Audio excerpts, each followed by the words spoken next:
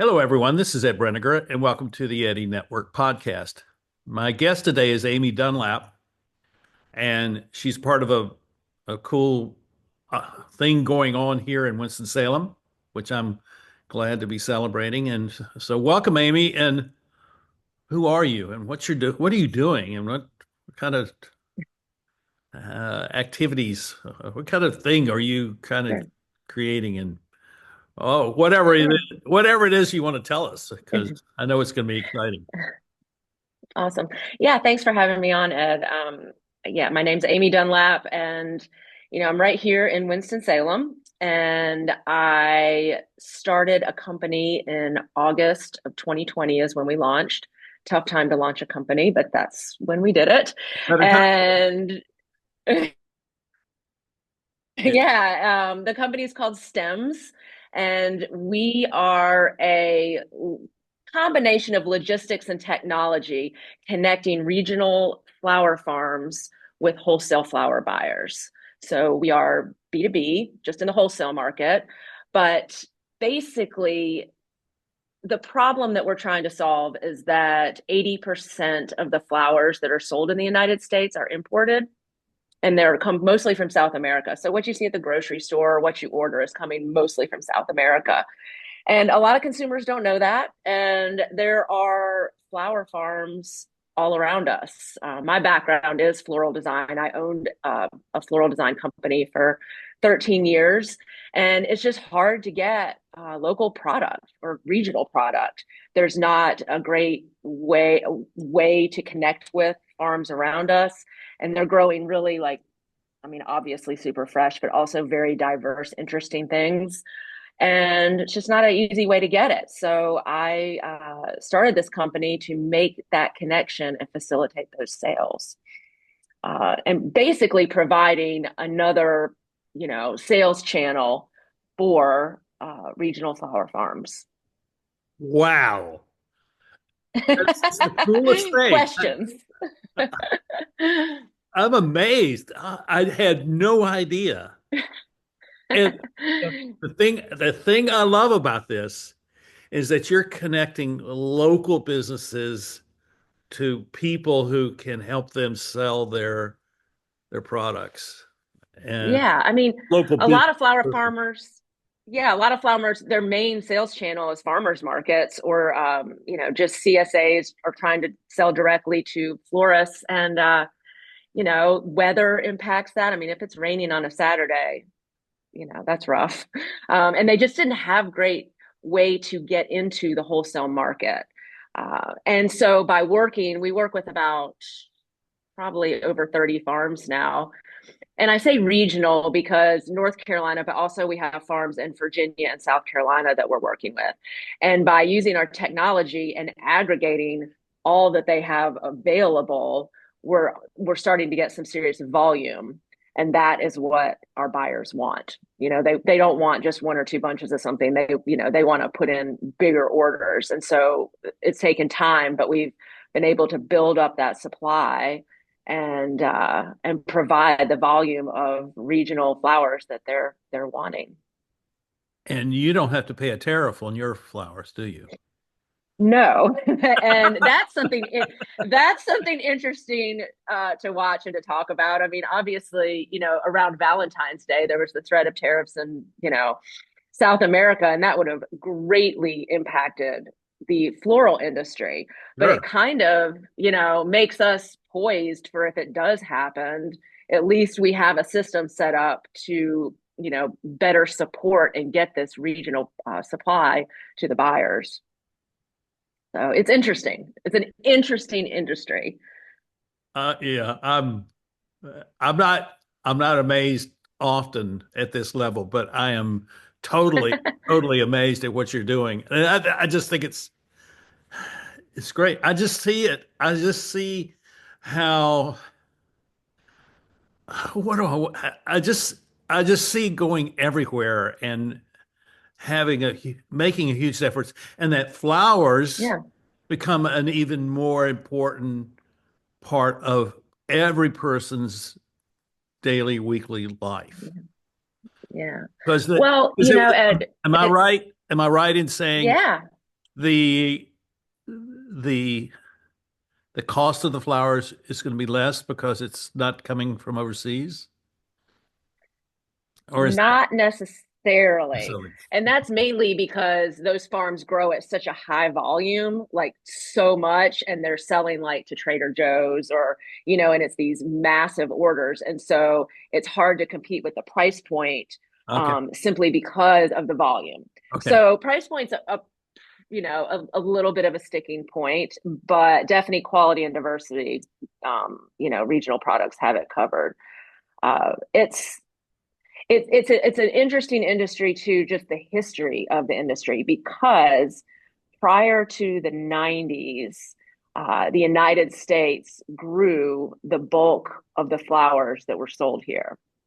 And that all shifted, and the flower farming industry was really just crushed, and a lot of them went out of business because of legislation, and it had to do with the war on drugs. So tariff relief happened then as a way to incentivize these farmers in Colombia and Ecuador to grow flowers instead of cocoa, which is used to make cocaine. So it's an interesting history. And so now it's kind of, shifting, and flower farming is kind of coming back, and there's all these new farms popping up. They just need a better way to sell their flowers. Sounds like So, someone need, and the sounds like United someone needs States to is write a the book about this. well, there probably are a few. There's actually one, what's it called? Oh, I can't remember their name. There is one that's very detailed about the history of the cut flower industry. The name escapes me. I'll probably think of it in a minute. But the United States is the world's largest importer of cut flowers. So the demand is there. It's And just trying to figure out how to get it to them. does that mean it's the world's largest buyer of cut flowers? Yeah. Yeah. We it's a huge industry, and it's a growing industry. It really is. It's not going anywhere. Even through COVID, flowers were, great. The designers and the florists had trouble because the shipments were all, messed up because of the pandemic. But flowers in general survived, and people still want flowers for weddings, and they still celebrate with flowers. So it's not going anywhere. So do they transport the flowers by air? Is that the way they transfer them? Hmm. Okay. Yeah. Because they, Yeah. It's many, many flights into Miami. That's kind of the main hub. Hmm. um, Yeah. well, I mean, as you're describing this, I'm just seeing how every state in the union would have its own operation like what you're creating. The scaling potential is Hmm. is amazing, and I would think that the scaling potential for Europe is also there. For sure. Yeah. I mean, it's a scalable business for sure. I think what is really tricky is that we've built technology to make the connection. Buyers can go on and order in advance. Farms see advanced requests. So they can sell what's in their field now, but they can see advanced requests and claim future orders if it fits with their crop plans. Or if the request comes in early enough, they can kind of base their crop plans to fill requests, which is the direction we really would like to go. Technology, what's difficult is the logistics. So we actually work with the farms. They bring the flowers to our distribution hub in Winston-Salem, or we have 3 satellite drop locations at farms, one in Rougemont, one up in Virginia, and one in kind of close to Charlotte. And our farmers in those areas will drop and will pick up everything, bring it back to our distribution hub, sort the orders, and then deliver out. And we're servicing the Triad, the Triangle, Asheville, Wilmington, and we have just stretched down into Charleston, South Carolina. So, but actually getting the product where it needs to be, and it's a perishable product requiring, cooler, sleep people. It's a process, but just having a piece of technology doesn't get it done. Like you can say, oh, these flowers are here and they're available, but buyers don't have time to go to the farms and get it. The farmers aren't going to do, it's just, so the distribution piece is tricky, and it's very necessary though. It has to be both. So to, to kind of expand and scale, what we've started doing is partnering with existing floral distributors. So we have a few partnerships now, one in Charlotte and one in Columbia, South Carolina, where buyers in those areas are going on our platform, ordering the regional product they want. We get it from the farms, we sort the orders, but instead of delivering to all the different customers, we're doing one drop in Charlotte and one drop in Columbia, South Carolina for our Charleston buyers. And those distributors are distributing it for us, which makes it much more scalable, as you can imagine, because logistics, that last mile is hard. Last mile is hard. Yeah, I can see that. Yeah. It sounds like a version of what Amazon does with some of the people who use Amazon for as the site to sell their products.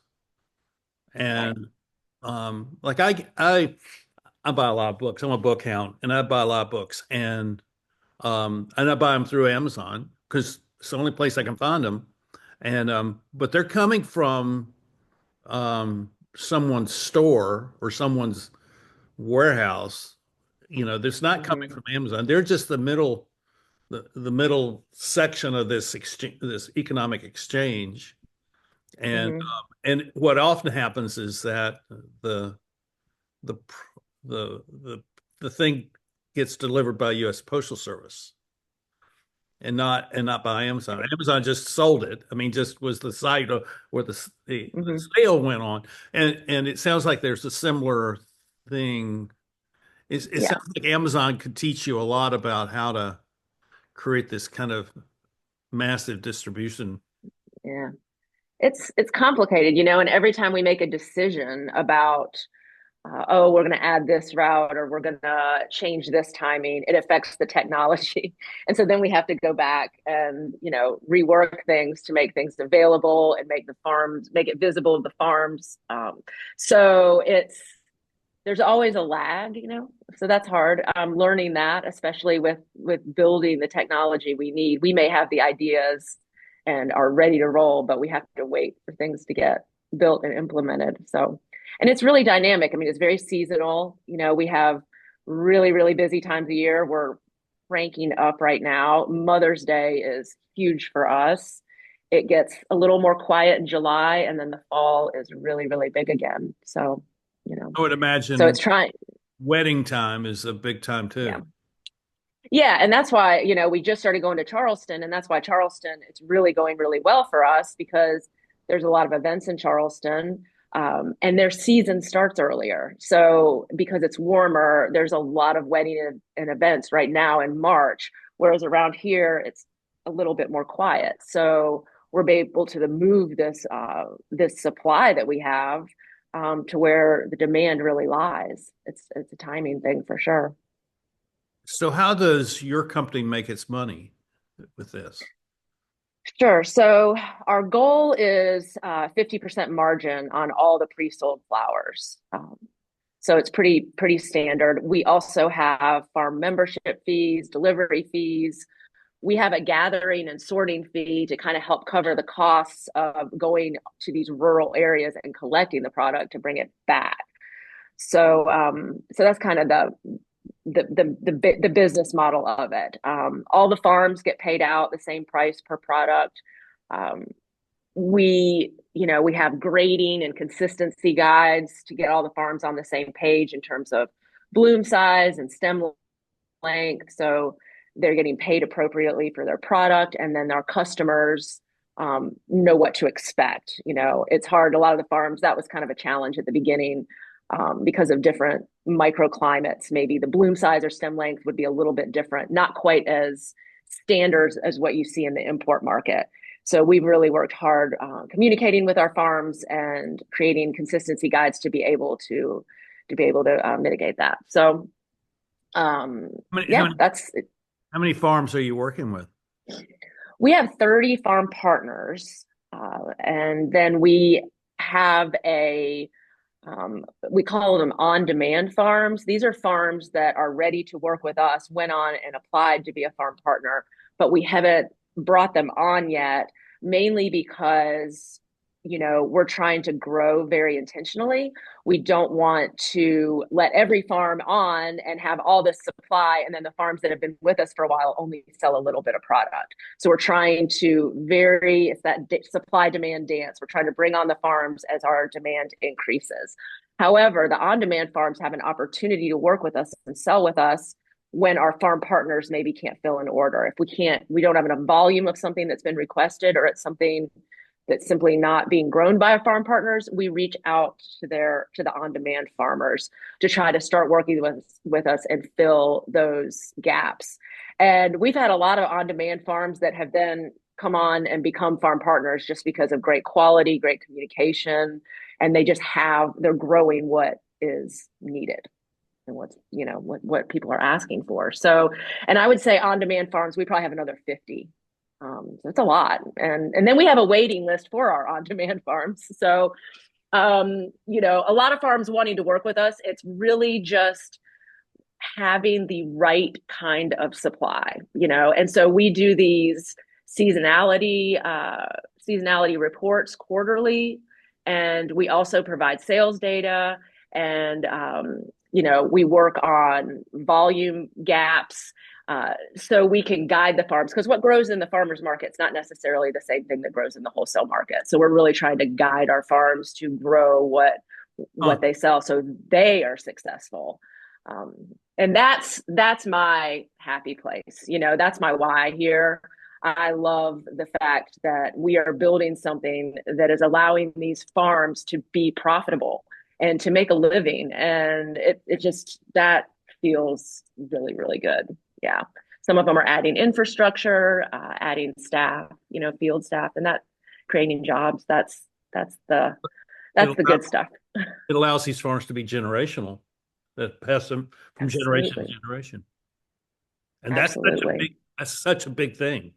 And it's such, Yeah. it's one of those challenging aspects of farming that people in the farming world know, but people outside that don't really have a clue about Yeah. that.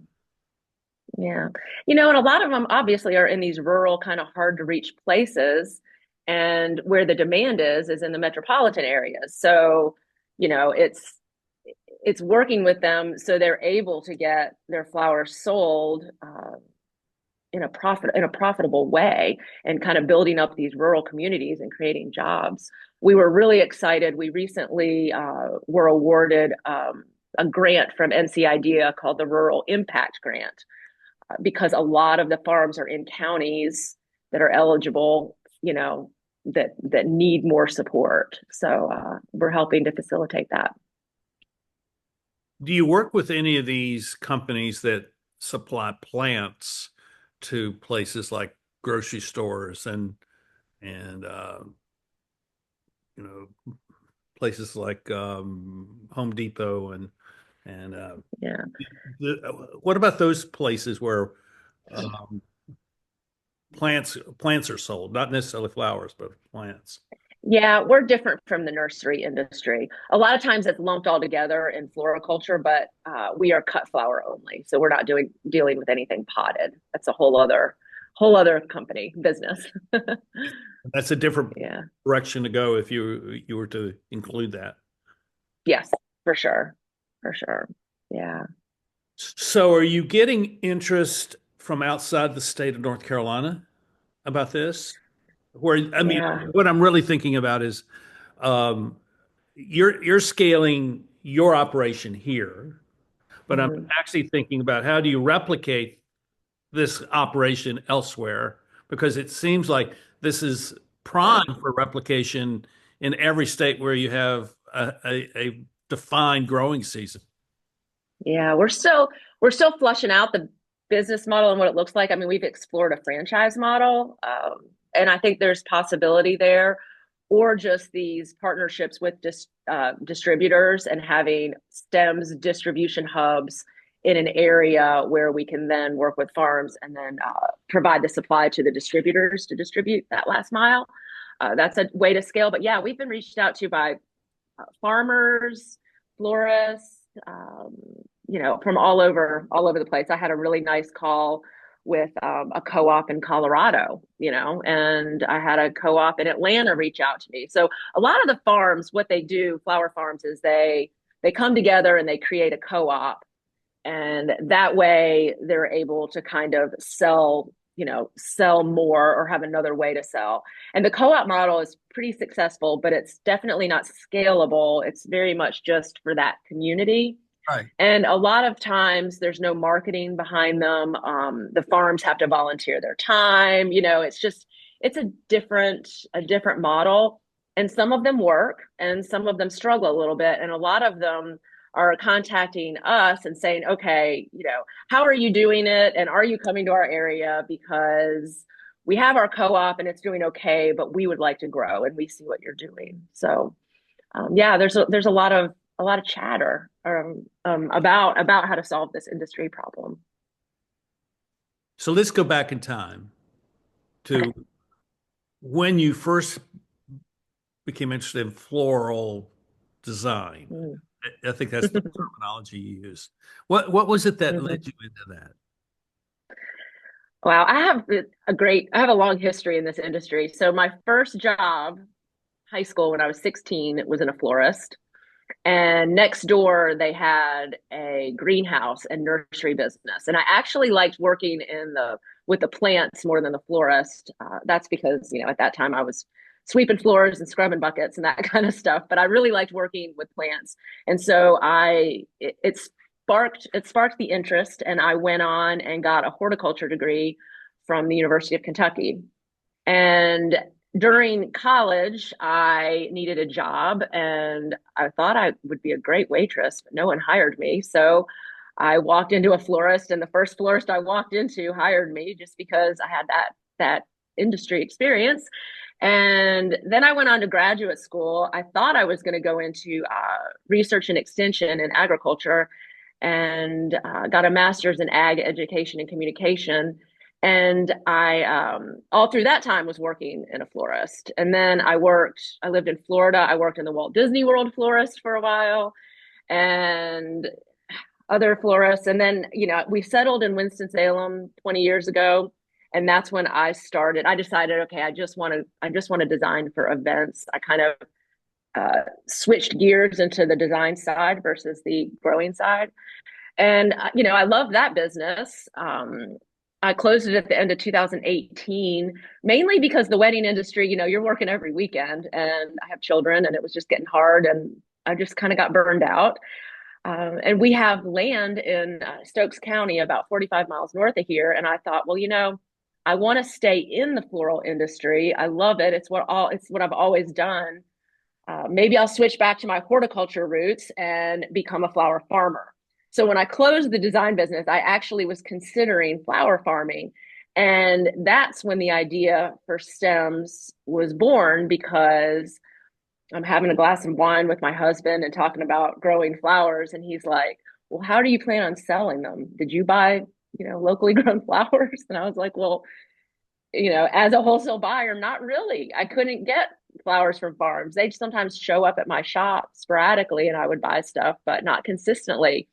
And so I started rethinking, I don't want to add to the supply chain if, my only option is selling at a farmer's market or driving from florist to florist. And that's when I decided, I have the history of this with this industry, the knowledge, I understand it really well, and it's a problem. And I decided I haven't planted anything.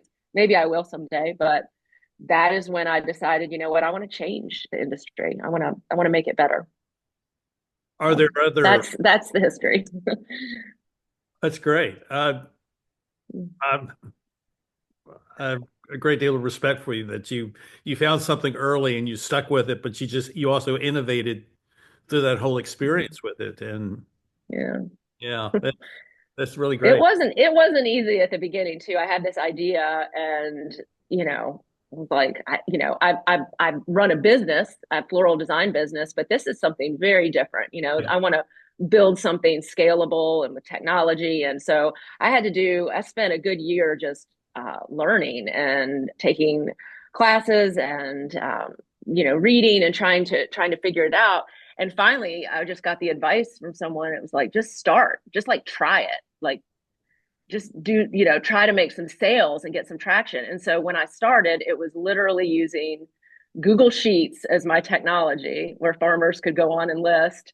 And then me taking my Suburban, driving to these farms and delivering it to the florists that ordered it. That was our beta test. I did it for 8 weeks where I once a week facilitated these sales with Google Sheets and then delivered the orders. And that gave me enough metrics to say, hey, this could work. And then we were fortunate to use that to get some grants that gave us some runway. So, what environment? And I'm thinking, I mean, obviously places in the Southeast, which have long growing seasons, are ideal. Mm-hmm. Mm-hmm. But what about north in, I mean, I don't know anything. So, okay, you're educating me. So I'm thinking about Michigan and Sure. northern Ohio. Oh, yeah. Do they, I'm Great. I'm sure they grow flowers year round, but do they grow them in greenhouses? Is that how that works? Or Yeah, I mean, those are great areas for farming, and there's some big growers there. Yes, to be year round, there has to be infrastructure, greenhouses, heating. It's really expensive. And we do have a farm that we work with that provides early tulips for us, and she huh? grows them indoors. And what's interesting about it is we encourage that and we want that, but we got to make sure the farmers get the sales because they're investing so much. It's very different than just field crops. It's a larger investment in terms of how they're growing them. So, but yeah, there's farms all over the country. I mean, California is obviously a different animal. They've got much larger farms, and it's a little different. And they do supply a lot of grocery stores and bigger wholesalers. But the rest of the country is prime for something like Stemz to help them out. Do do I have all these little tracks that I'm tracking along Yeah. hours and entrepreneur scaling and all those sort of things. Um, were when you first started looking at the entrepreneurial, the startup side of this, because you're in the Hmm. scaling side of this now. But when you Hmm. were starting this, what was it that you learned that other than just start? What was it that you learned that was kind of the turning point for, oh, so that's what I'm doing. Oh, this is how I'm going to do this. What was that? Hmm. Do you remember that moment? I do. I feel like it is having the right team in place that understands your vision. Ah, It's really the startup world is hard because I've had some brilliant people work with me, but um, maybe they have a corporate background or maybe, who knows, like lots of different backgrounds. You have to have this mentality of we're writing the systems as we go. We are creating the systems. And as we create them, sometimes they don't work. And then we have to go back and recreate and and figure it out. And it's kind of a very dynamic, ever changing thing until you figure out what works. And so by surrounding myself with people that were very passionate about the vision, understood the mission, but also were very adaptable because, we might have something set one way and it feels good, but it's not working because of reason X. And we've got to change that. And it can be frustrating. But I feel like once that team was in place where everybody was working together and understood what we were trying to do from a marketing side, from a sales side, from a tech side, from the operations, then it got magical. It really did. And I could feel that we were moving in the right direction. And it just takes some time, it just took some time. I mean, for a while, it was only me. And then it was me. I have a co-founder, Claire, who's still with me, who is fantastic. She is also a flower farmer. I found her because she came to me and said, I hear what you're doing and I have all these flowers and I can't sell them, and but she's got a background in marketing and product development, brand strategy, and she's still with me. And so we really have the voice of the farmer and the voice of the floral designer customer, understand the pain points of both, because this is a two-sided marketplace we're building, and that is hard. I mean, it's a hard thing to build. So I guess going back to your question, really, when we locked in with this team that just jumped in, it's not like, it's kind of like saying, we want to do this. This is a good idea. But then having the people that take it to the next level, that are better than me at it, at all this stuff. I mean, I've got the vision, but I'm not, I don't have a background in marketing. I don't have a background in sales. And having these people that just push it and have these ideas, and they're like, oh my gosh, I've got this idea. And I'm like, let's do that. Let's try it. That's fun. And I, that's when it really got good. I was going to ask you when you work yourself out of the job, scaled to the point where it's beyond what your experience has been, and you have Yeah. to turn it over to someone to actually. Do you see that coming in the future? It's hard to say. I'm new at being a CEO and I've learned a lot, but I'm sure that there are much more seasoned CEOs that could take this maybe next level. It's hard to say. I always see myself maybe being in some part of the industry, but we do imagine there being an exit where we're probably bought by a distributor or, investment company, to be able to take it next level. Yeah, yeah. Yeah, I really do think, because next level two is going to be a much more robust technology. Even what we have built works great, and our tech team is amazing, but it also is not going to scale with us. It'll only scale so much before Yeah. we need to have a whole new rebuild, and that's going to take a lot of funds. So, I've hung out with a lot of startup people and entrepreneurs, and I mean, all these questions are the questions that whenever I'm with them, these are the questions we're talking about because this is the reality. It's extraordinarily hard to start something that's never been done before, and mhm. and to do that requires a lot of discipline, a lot of focus, a lot of money, um, Yeah. but also a sense of joy in what you're creating. Mhm. You didn't have that joy. I mean, you obviously are joyful about this whole process, but if you didn't have that, it would be difficult to kind of maintain your momentum, wouldn't it? Yeah, someone told me once, I think it was on a podcast of some sort, and it stuck with me, that to be successful in the startup world, like, you have to actually love the problem, like love it, Oh, like yeah. love solving this problem. I don't know who said that, but it stuck with me. It's like, you got to really love solving this problem and figuring it out. Otherwise, you're not gonna get through it.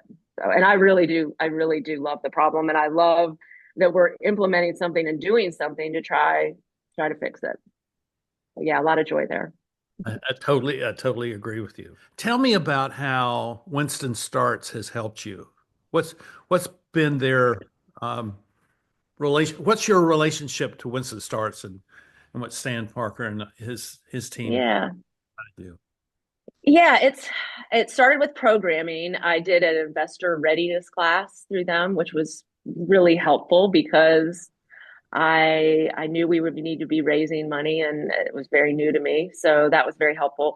They provided mentors. So we got our a financial mentor through Winston Starts that works with us and helps us with our pro forma and all our projections, and helps try to keep us on track that we can bounce ideas off of, which has been great. And through Winston Starts, I would say we were able to do and successfully closed our first pre-seed round. And I feel like that would have been difficult to do without the support of Winston Starts. So that was instrumental in our growth for sure.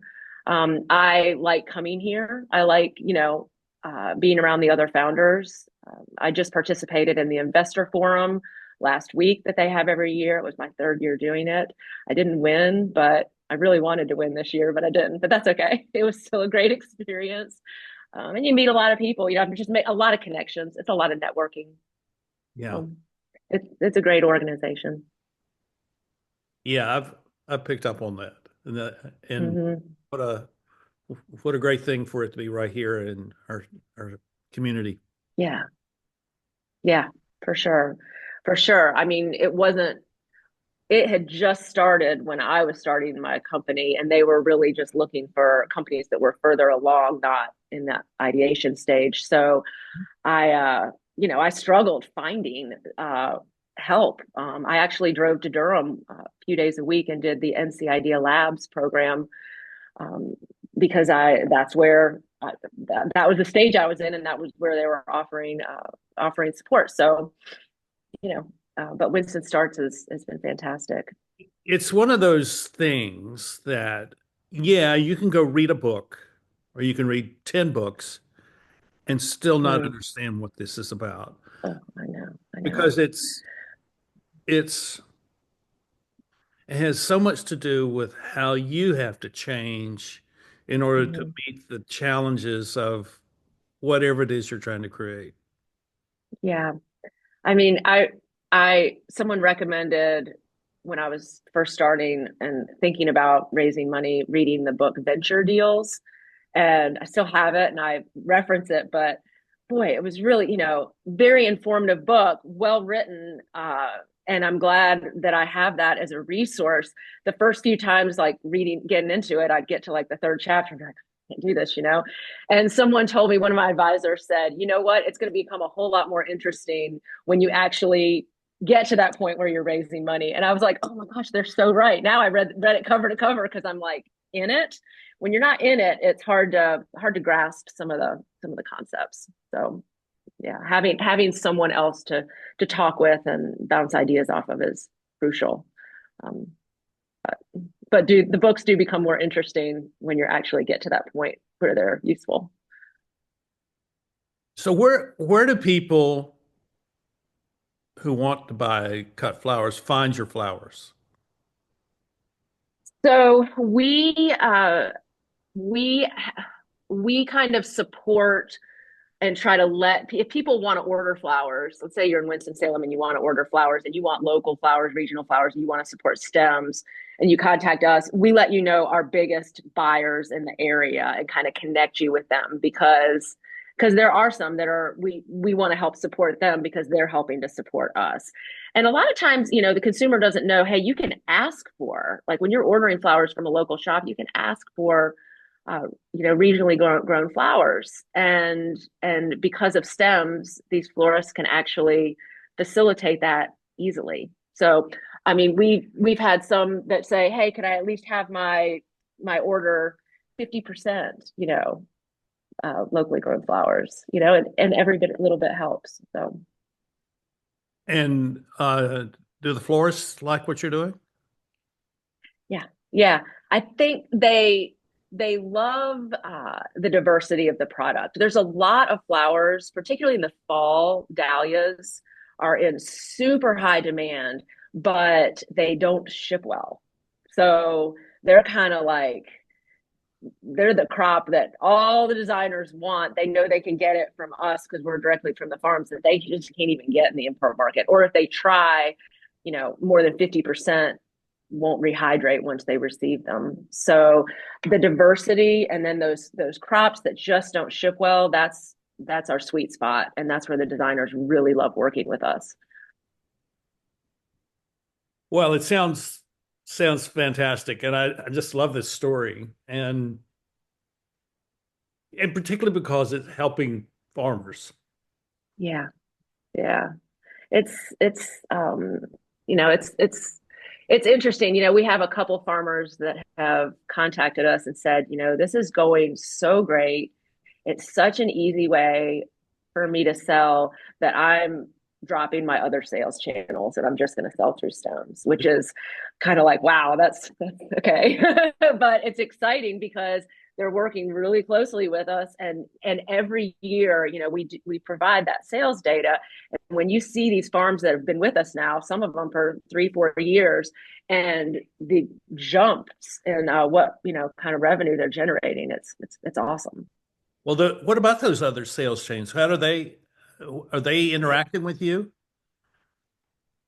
Like, well, not, really the only other, The the ones that sales channels are like, the one the farmers said we're not going to go use them anymore. What how are they responding to this? I mean, because I mean it's a competitive marketplace. I think it is. I think most of those cases, they're just stopped. Like the farmer is just not driving from florist to florist to florist. Oh, So okay. the florist can still get the product. It's just through us, and it's the time thing.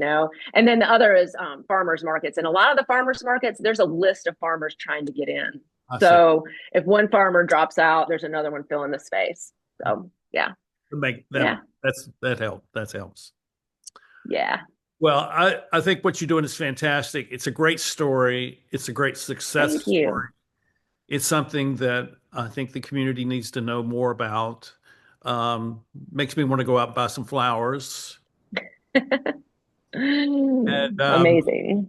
yeah, it really is. But I love entrepreneurial stories because I think it's because of the commitment that the entrepreneur has and the hard work that they have to do and the willingness to suffer all the change that they have to go through to succeed at something which has no guarantees at all. Yeah, I know. Yeah, it's It's risky. Yeah. Boy, have I learned a lot on the way. Doing something like this is, I'd never imagined doing a podcast, or I've done quite a few pitch events and things like that. The old Amy would not want to do that. And I've kind of just grown into it and I've started embracing it and enjoying it. So, well, your life will continue to change as you go through this, and I yeah. celebrate that with you, and I thank you for being with me today, and love Thank you, your Ed. story, and very excited to see where it goes. Thank you. I really appreciate you having me on. It was a lot of fun. My pleasure, and thank you all for watching. I hope you will go find some flowers today, and ask where they came from, and see if a local farmer has been the source of it. So, and celebrate with them and thank them for the work they do as your local farmers. So, and we'll see you next time here on the Eddie Network podcast.